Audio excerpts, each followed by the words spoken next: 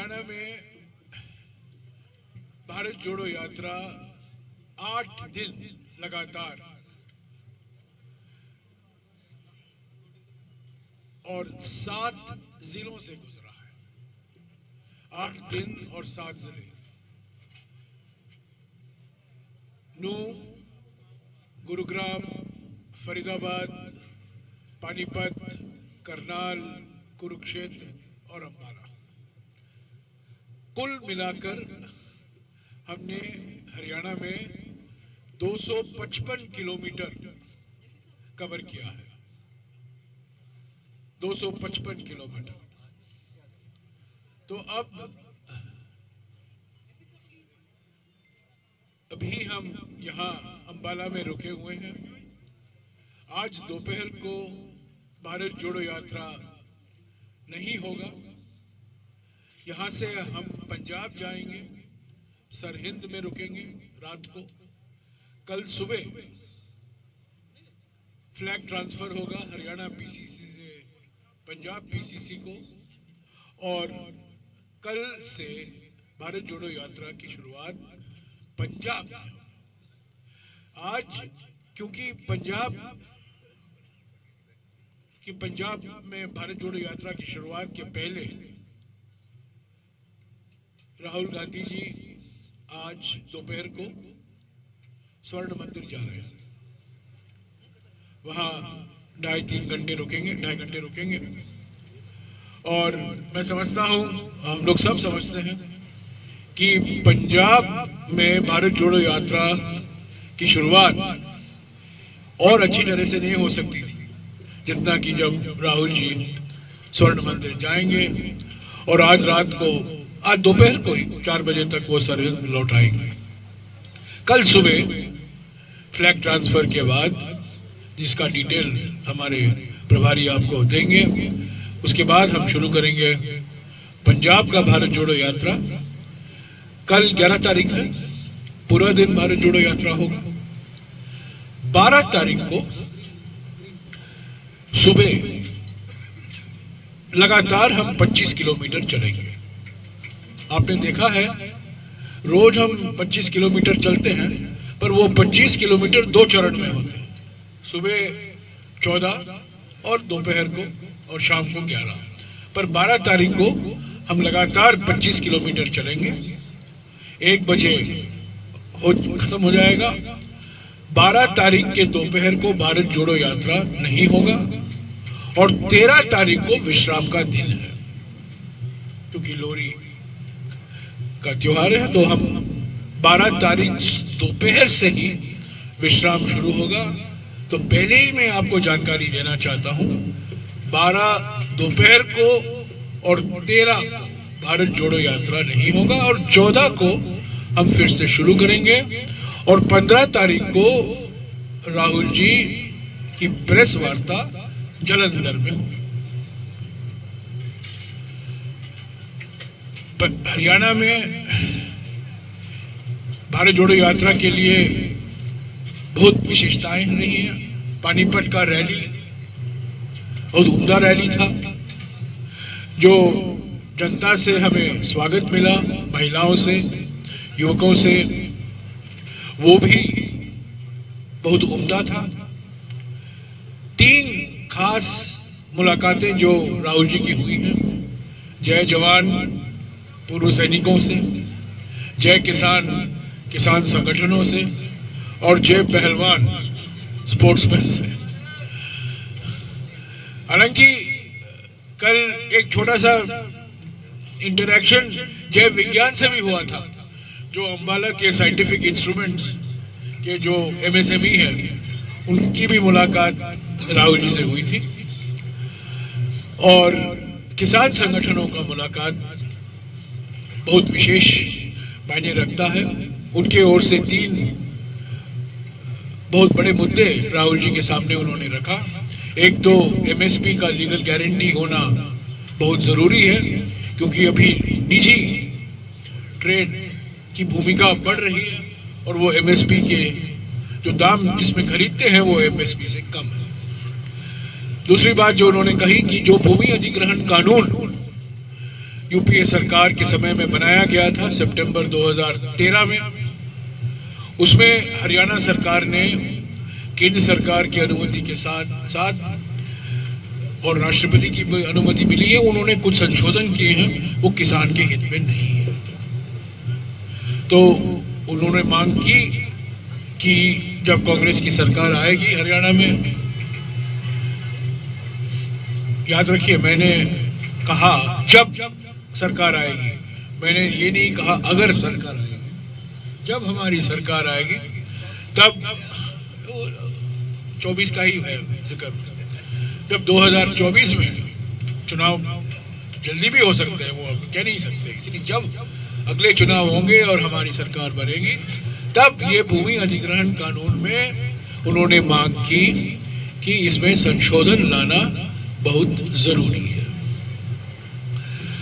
और किसान संबंधित कई मुद्दे और बातचीत हुई। राहुल जी ने भी काफी लंबे इस चर्चा में भाग लिया और उन्होंने कहा कि कांग्रेस पार्टी और किसान संगठन के बीच में एक भागीदारी है, एक पार्टनरशिप है और हम हमेशा किसान संगठनों के साथ बातचीत करते रहेंगे। और जहां हमारी सरकारें हैं, आज हमारे 3 सरकार हैं, हिमाचल में, राजस्थान में और छत्तीसगढ़ में, वहां जो हमारी सरकारें हैं, जितना राज्य सरकार कर सकती है वो खुद इसमें देखेंगे कि क्या और राज्य सरकार की ओर से किया जा सकता है। जैसा कि आप जानते हैं, बैंकों का कर्जा माफी अगर पब्लिक सेक्टर बैंक होता है तो उसको केंद्र सरकार को करना पड़ता है, बट कोऑपरेटिव बैंक में राज्य सरकार कर सकती है। तो ऐसे कुछ चीजें हैं जो केंद्र सरकार से ही एक्शन लेना पड़ता है, बट कुछ कार्रवाई राज्य सरकारें भी कर सकती हैं। तो उन्होंने आश्वासन दिया किसान संगठनों को कि वो कांग्रेस सरकारों के साथ बातचीत करके, मुख्यमंत्रियों से बात करके जो मांगे हैं किसान संगठनों की ओर से, जो राज्य सरकार पूरी कर सकती है, वो जरूर उस पर अगले कदम लेंगे। तो मैं अंत में यही कहना चाहता हूं कि हम लोग सब हरियाणा कांग्रेस के पीसीसी हुड्डा साहब, पीसीसी अध्यक्ष उदयभान जी, हमारे प्रभारी एआईसीसी के शक्ति सिंह गोयल जी, सभी का हम शुक्रगुजार हैं कि उन्होंने इतनी मेहनत से भारत जोड़ो यात्रा को इतना सफल बनाया हरियाणा में। हमने, जैसा कि मैंने पहले भी कहा है, मैं फिर से दोहराना चाहता हूँ, हरियाणा में न केवल हमने ठंड का सामना करना पड़ा, पर हमें हर एक जिले में सड़कों से भी काफी खतरा का सामना पड़ा, न केवल मौसम से पर सड़क से। और मुझे खुद पहली बार 115 दिन में बाएं पांव में चोट लगा है, क्योंकि जो मैंने हरियाणा के 7 जिले में सड़कें नहीं देखी, गड्ढे देखे, और गड्ढे के बीच में थोड़ा टार, थोड़ा बिट्यूमेन देखा है।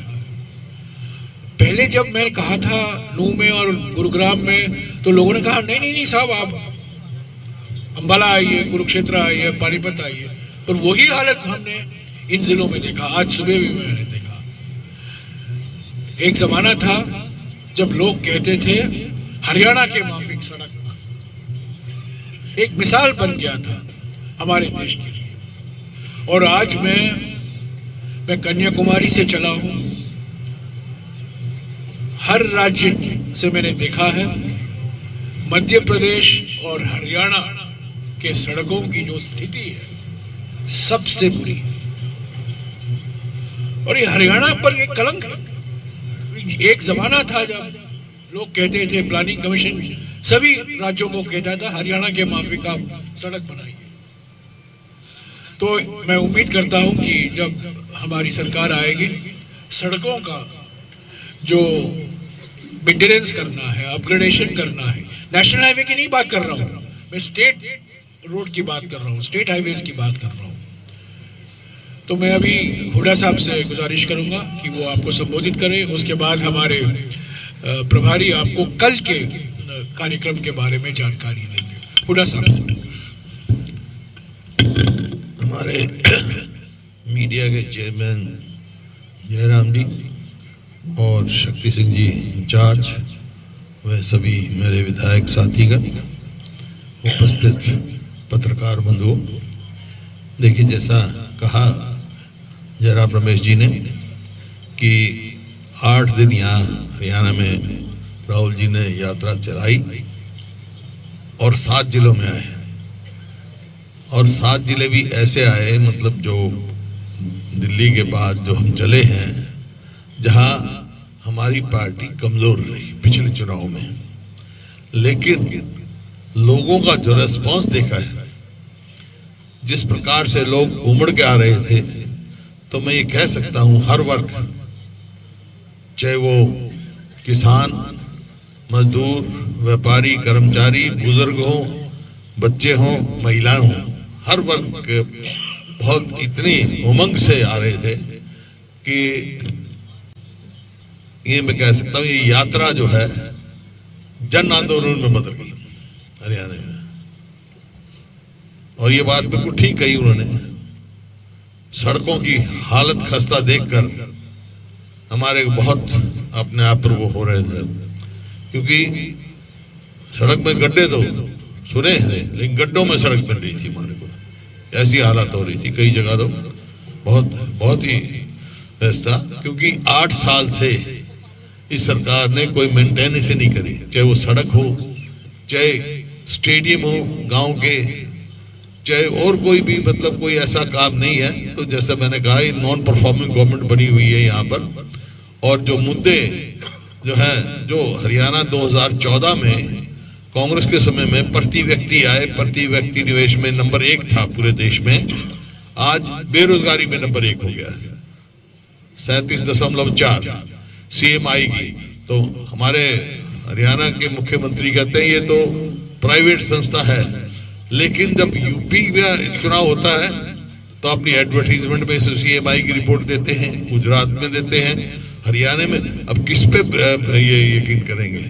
तो इस बात पे है, और मैं तहे दिल से आभार व्यक्त करता हूं सभी लोगों का, एक तो जिन्होंने इंतजाम करने में पूरा सहयोग दिया, हमारे विधायकों ने, और कमेटियां जो बनाई हुई थी हमने, उन्होंने, और जनता का, लोगों का जिस हिसाब से आए, अनुशासित रहे, और जो उनका उन्होंने प्रेम और स्नेह दिया यात्रा को, किस प्रकार से राहुल जी को बच्चे भी मिल रहे थे, महिलाएं भी मिल रही थी, बुजुर्ग भी मिल रहे थे, हर वर्ग मिल रहा था। फोटो खिंचवाने के लिए भी, कोई बात करने के लिए, सब अपनी समस्या रखी, अलग अलग इंटरेक्शन किए। यहाँ राहुल जी ने जैसा बताया, मतलब किसानों से, और जैसे आज अनएम्प्लॉयड यूथ से हुआ, इस प्रकार से अलग अलग पंचायती राज का हो रहा है, अलग अलग वो संस्था थी, और काफी रास्ते में चर्चाएं हुई राहुल जी की बहुत सारे व्यक्तियों के साथ। तो ये मैं लोगों का भी धन्यवाद करता हूं, और जो यात्री हैं, यात्रियों को भी शुभकामना भी देता हूं, और अपनी तरफ से ये भी कहता हूं पूरे प्रदेश कांग्रेस की तरफ से, कोई कमी रह गई होगी तो हमारे को ये क्षमा करेंगे। हमने प्रयास किया है पूरा अपना कि भाई इनका स्टे कंफर्टेबल हो, तो ये प्रयास किया है। मैं इन्हीं शब्दों के साथ जो है फिर से राहुल जी की जो ये यात्रा चली है, जो इश्यूज लेके चले हैं, वो बहुत ही अहम इश्यूज हैं, और देश को एक मजबूत देश बनाने के लिए ये यात्रा बहुत, आप देखेंगे, इतिहास में लिखी जाएगी। शुक्रिया हुड्डा साहब। शक्ति सिंह जी। थैंक यू जयराम जी। मैं सबसे पहले तो प्रेस और मीडिया के सभी साथियों का दिल से धन्यवाद करता हूं कि आप लोगों का प्यार, आप लोगों का समर्थन, कहीं कहीं आप लोगों की नेगेटिव टिप्पणियां भी हमें हमारी बात पहुंचाने में, आपके कभी अच्छे सवाल, कभी आपके एसिडिक सवाल हमको हमारी बात रखने में एक अच्छा मौका देते रहे। इसलिए मैं प्रेस और मीडिया के सभी साथियों का दिल से धन्यवाद करता हूं। मैं हरियाणा के सभी सज्जनों, देवियों, साथियों, बच्चों, युवकों, सबका धन्यवाद करता हूं। इस यात्रा को सफल बनाने में सबसे बड़ा श्रेय यहाँ की जनता का है कि जिन्होंने देखा एक पाक साफ नेता रोड पे चल के सच्चे मायने में एक तपस्या कर रहा है तो उसे साथ देना है, ये मान के लोग घरों से निकले। सुबह 6 बजे निकलना मुश्किल होता है। मुझे कहा गया था कि हरियाणा में महिला दिन मत करो, यहाँ तो महिलाएं निकलती नहीं, 6 बजे कौन निकलेगी। मैं उन बहनों, बेटियों, माताओं का भी धन्यवाद करता हूं कि महिला दिन असल में महिला दिन बन के रह गया। और किसी ने नहीं सोचा था कि जहां सेक्स रेशियो इतना डिफरेंट हो, वहां इतनी महिलाएं राहुल गांधी जी की यात्रा में पूरे दिन भर रहेगी।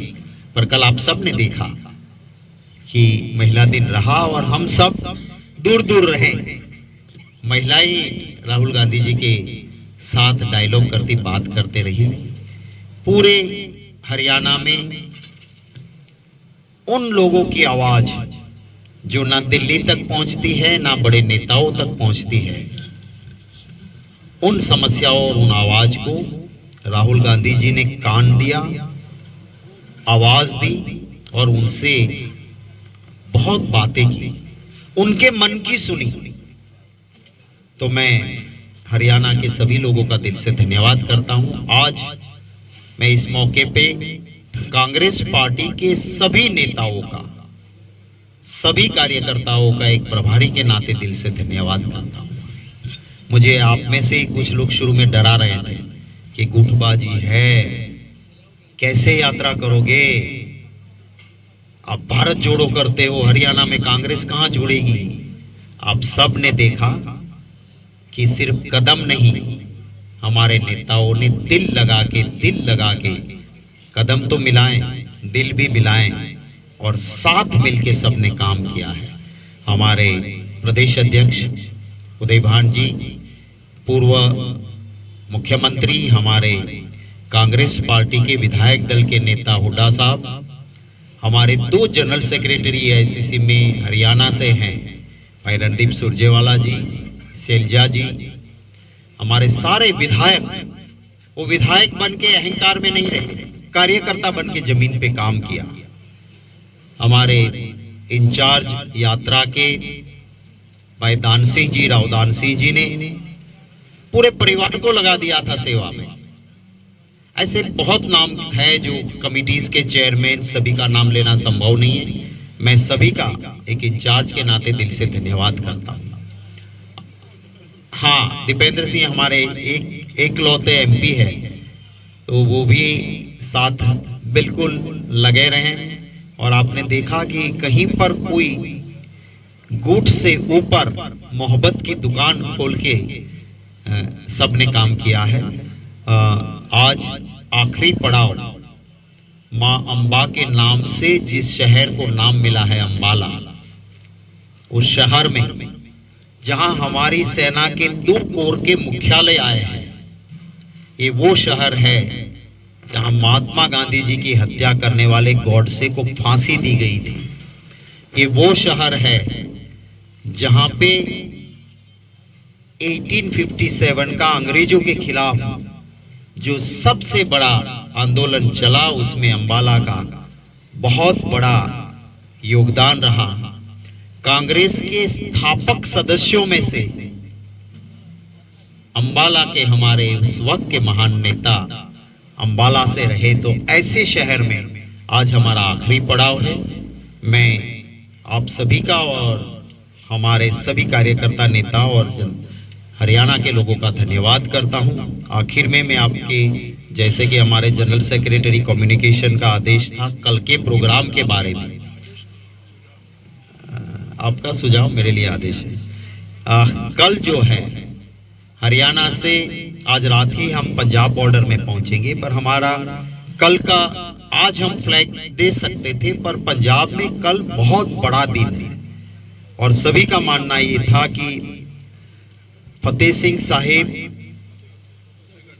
फतेहगढ़ साहिब गुरुद्वारा के अंदर माथा टेकने के बाद हम फ्लैग लेंगे, जो हमें भी अच्छा लगा। तो कल सुबह 6 बजे गुरुद्वारा फतेहगढ़ साहिब सिर हिंद माथा टेकने के बाद 6 बजे, 6:30 बजे फ्लैग सेरेमनी होगी।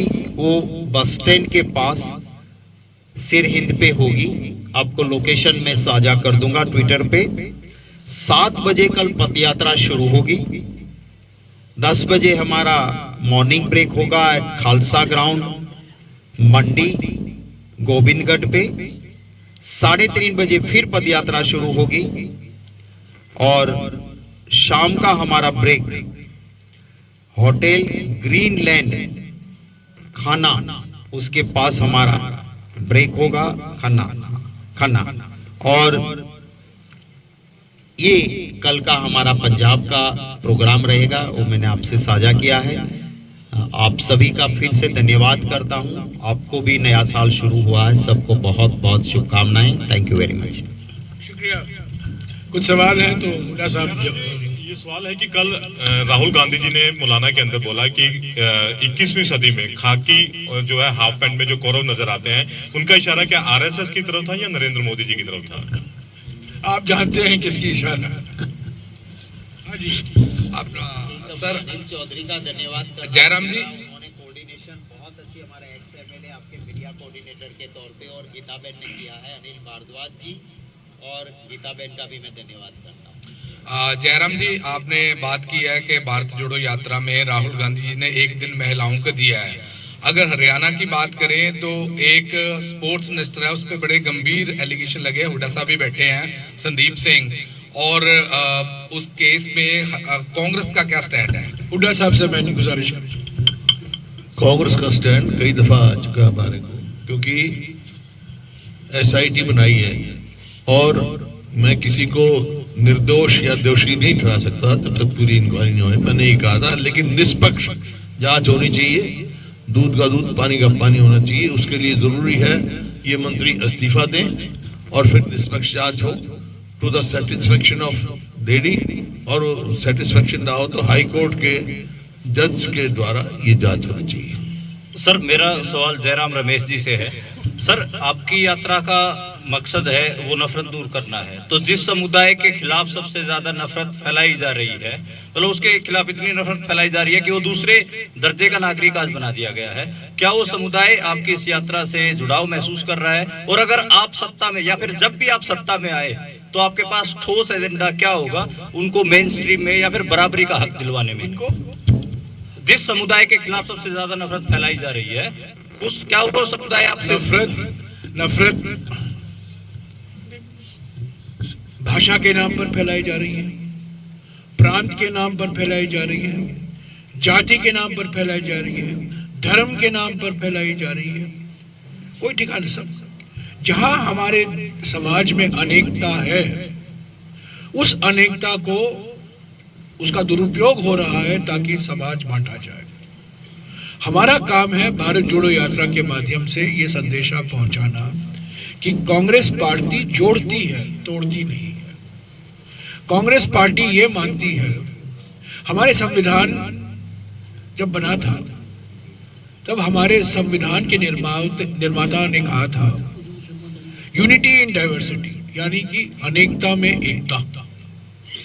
भारत जोड़ो यात्रा का सिद्धांत है न केवल अनेकता में एकता, पर अनेकता से एकता। अगर आप अनेकताओं को दबाएंगे तो एकता कमजोर होगा। अगर आप अनेकताओं को सम्मान देंगे, आप अनेकताओं को स्वीकारेंगे, आप अनेकताओं का जश्न मनाएंगे, तब हमारी एकता भी मजबूत होगी।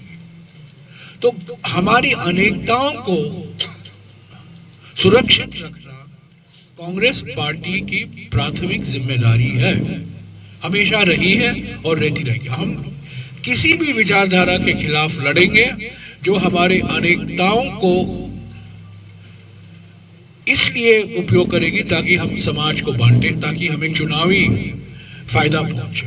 धर्म के नाम पर, जाति के नाम पर, भाषा के नाम पर, किसी के आधार पर, मैं सिर्फ धर्म की बात नहीं करता हूं, क्योंकि जो नफरत फैलाई जा रही है कई तरीके, धर्म का भी दुरुपयोग हो रहा है, जाति का, भाषा का, तो अलग अलग चीजें हैं। एक बात स्पष्ट है, भारत जोड़ो यात्रा से जब राहुल जी बोलते हैं नफरत छोड़ो भारत जोड़ो, इसमें सब शामिल है, हर एक अनेकता इसमें शामिल है।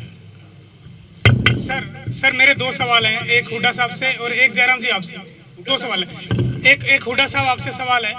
मुख्यमंत्री ने कल प्रेस कॉन्फ्रेंस की है और उन्होंने कहा है कि जो बेरोजगारी है वो 6% है। आप इस पर क्या कहते हैं? आप कहते हैं कि 37% बेरोजगारी और मुख्यमंत्री कहते हैं 6% बेरोजगारी। ये CMI की रिपोर्ट है और इसमें कोई दो राय नहीं। हरियाणा में आज बेरोजगारी पूरे देश में सबसे ज्यादा है।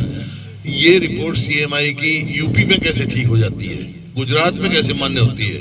या तो वो ये कहें भी गुजरात और उसके भी आंकड़े गलत हैं यूपी के, तो ये कई दफा असेंबली में भी कैच करना। तो सीएम के जो आंकड़े हैं उसको कैसे देखते हैं? ये ऐसा है, ये CMI के आंकड़े ठीक है। जयराम जी एक सवाल आपसे है। पेट्रोल डीजल की आप बात करते हैं महंगा हो रहा है, लेकिन हिमाचल में आपकी सरकार आई और 3 रुपए पेट्रोल डीजल के रेट बढ़ा दिए गए। क्या सवाल क्या है?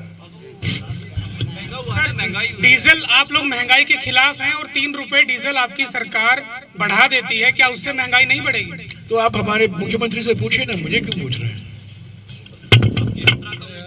सर आपकी यात्रा का हेलो,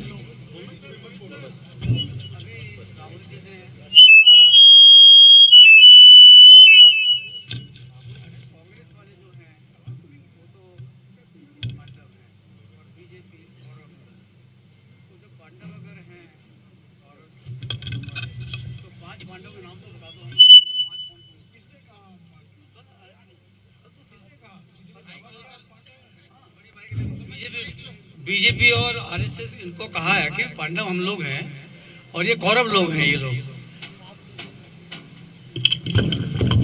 बीजेपी के हर वक्तव्य पर मुझे कोई टिप्पणी देने की जरूरत नहीं है।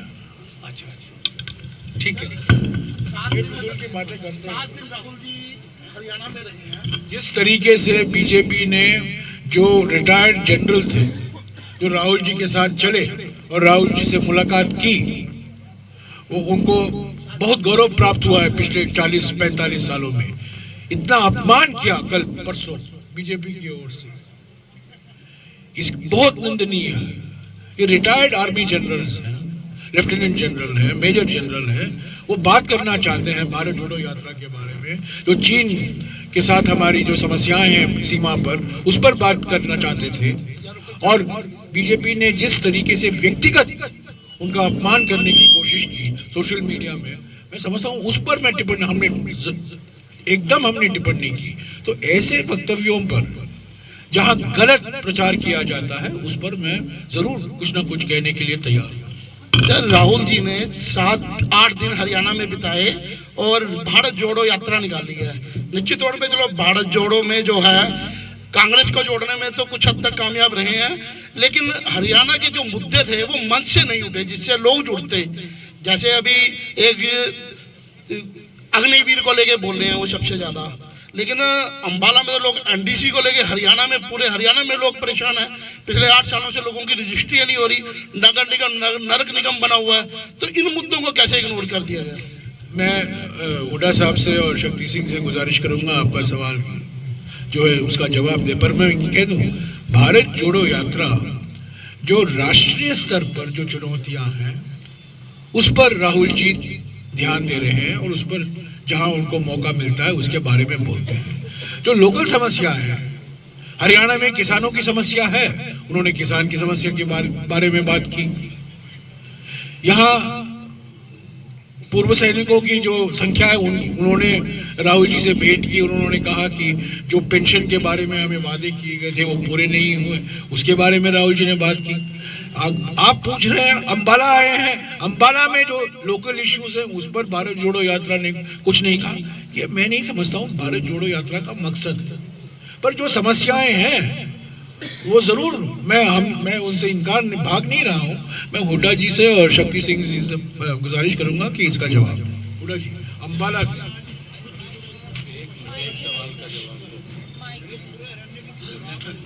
ऐसा है, इस सवाल का जवाब तो कई बार हम दे चुके हैं। आप नहीं लिखोगे तो हम क्या करेंगे? कि ये this government is most failed government, non performing government, most corrupt government.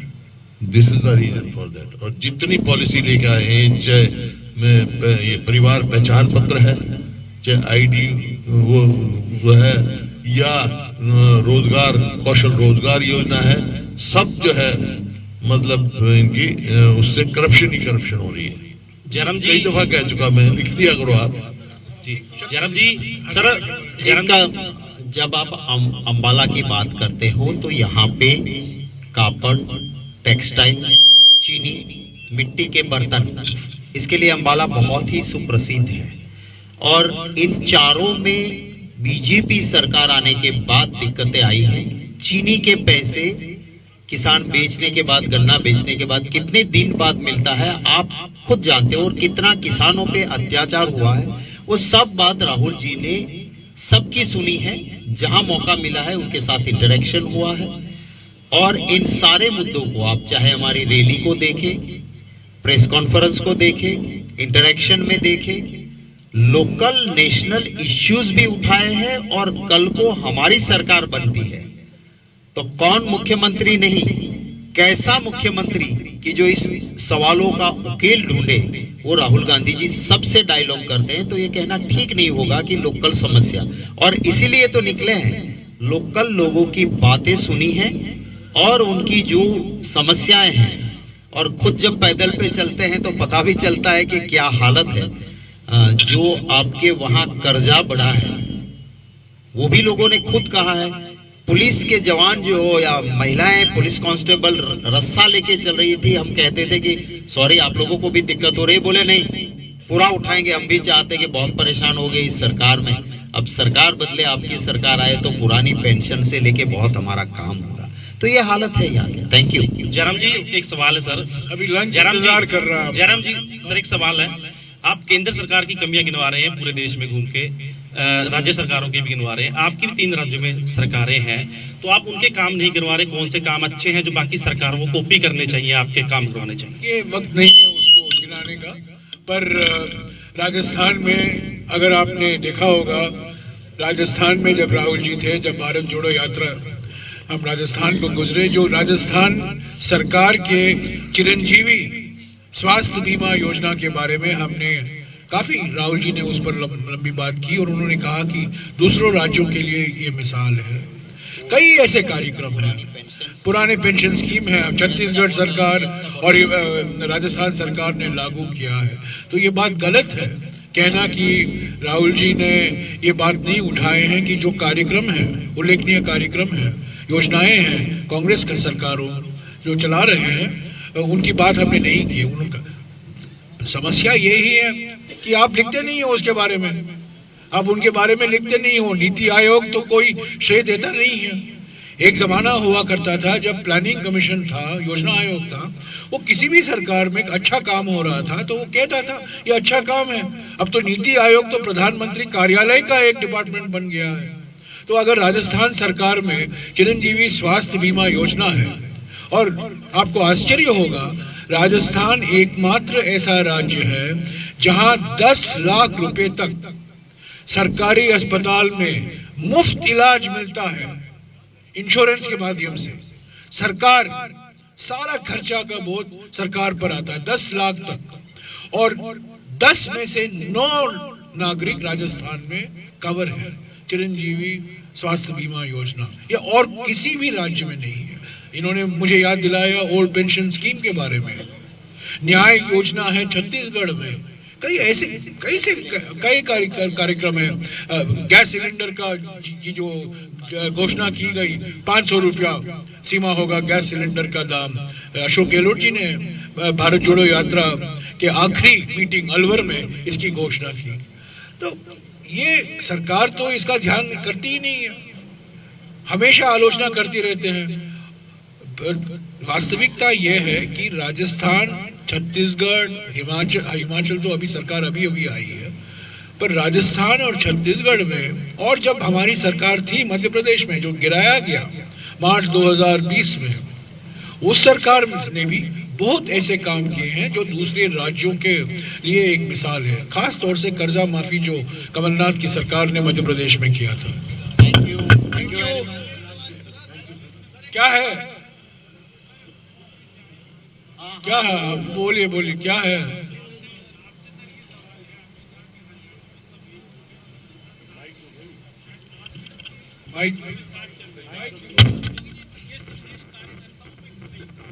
पूरे रास्ते में हम लोग तो पूरे रास्ते में मीडिया स्टैंड से देखते हुए चल रहे थे। जो आपके स्वागत करने के होर्डिंग, बैनर, तस्वीरें थी, उसमें अगर एक नेता की फोटो थी तो बाकी दोनों की नहीं थी। अगर किसी एक की होती तो ये कार्यकर्ताओं तक संदेश क्यों नहीं? आपने गलत है, आपने पूरा देखा नहीं है तब। सर देखा मैंने। देखिए इसका एक सेकंड भैया, एक सेकंड इसका जवाब तो दे दे। देखिए आप सब ने पूरे होर्डिंग्स देखे होंगे। हमारे वहां कोई डिक्टेटरशिप नहीं है, इंटरनल डेमोक्रेसी नहीं है, अंदरूनी लोकतंत्र है। पर आपने ऊपर देखा होगा कि हर नेता का सर्कल में सबने फोटो लगाने की कोशिश की। हाँ, होता है राजनीति में, मेरे साथ 10 लोग जुड़े हैं, उनका उत्साह होता है कि राहुल जी का फोटो तो मेन रहा, पर मेरा फोटो डालेंगे। पर पीसीसी सीएलपी लीडर्स के फोटो हर ऊपर बैनर में रहे। कहीं किसी ने एक नेता के साथ जुड़ा है तो लगाए उसमें कोई, हाँ मेरा भी फोटो है, कुछ लोगों ने मेरा कौन सा गुट है यहाँ, मुझे यहाँ कोई राजनीति करनी नहीं। मैंने पहले ही दिन कहा था कि ना मेरा जिंदाबाद होगा ना मेरा फोटो होना चाहिए, फिर भी लोग लगाते हैं। मैं कहता हूं कि राहुल गांधी जी जिंदाबाद में सबका जिंदाबाद आ जाता है, कांग्रेस जिंदाबाद में शक्ति सिंह आ जाता है अंदर। राहुल जी का फोटो आ गया, हमारा सिंबल आ गया, खड़गे जी का फोटो, सोनिया जी का आ गया, तो मैं उसमें समाविष्ट हूँ। पर फिर भी कार्यकर्ता का एक जोश और उत्साह होता है। कदम से कदम कार्यकर्ता ने भी मिलाया है, नेताओं ने भी मिलाया है। हमारे वहां डिक्टेटरशिप नहीं है कि हरेन पंड्या ने एक लफ्ज जी मुख्यमंत्री थे वो बोले, पॉलिटिकली उसका कत्ल नहीं हुआ, माने जब तक उसका टिकट काटा नहीं, मोदी जी ने कहा मैं नॉमिनेशन नहीं करूंगा, और उसके बाद हरेन पंड्या की फिजिकल हत्या हुई। हरेन पंड्या जी कहते थे कि मेरे बेटे का कातिल यही है। तो ये वहां होता है, हमारे वहां इंटरनल डेमोक्रेसी है। थैंक यू सर इधर रमेश जी, सर इधर सर खाते खाते सर एक क्वेश्चन। सर आपकी पार्टी ने